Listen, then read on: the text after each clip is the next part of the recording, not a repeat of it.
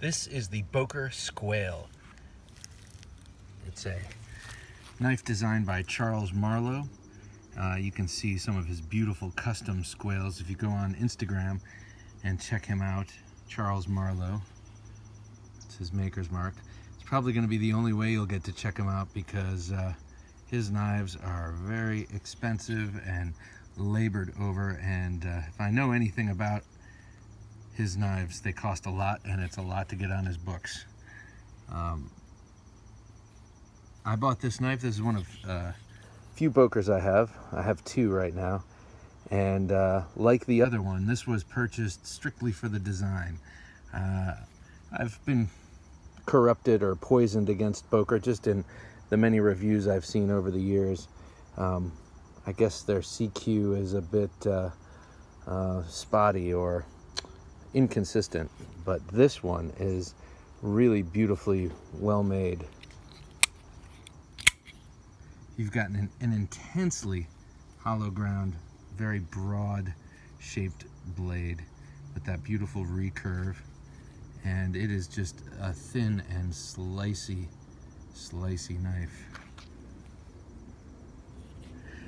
But yeah, just the appearance of that blade is what drew me in. A number of years ago when this first came out. That first came out tip down only, which is kind of a buzzkill, but it had the green micarta. I love green micarta, especially with a titanium bolster. That's what this is. But I just couldn't abide by tip down only, especially with this little diminutive clip, which I do like, by the way. It's like a it's kind of like a bug out clip sitting there on this big knife, and it totally belies the size of the knife that's sitting in your pocket when you see that little pocket clip protruding.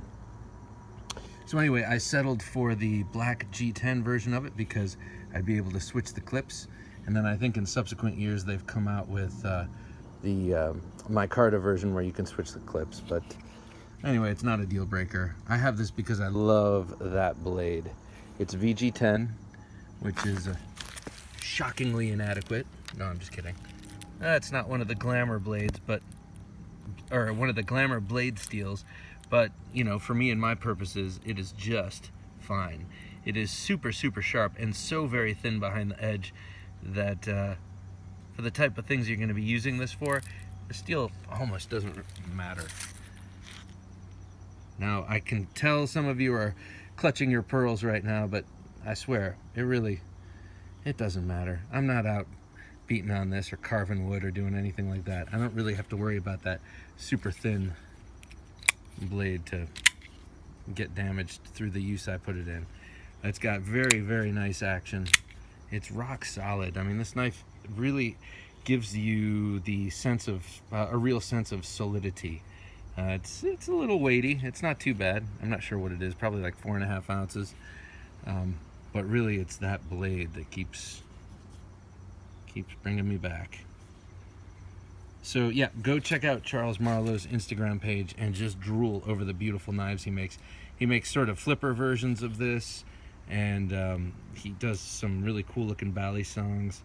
And he's got this Boker, and then there's also another Boker that's a little bit smaller, and it's a smaller clip point blade, which is also quite beautiful. So there you have it. It's the Boker Squail.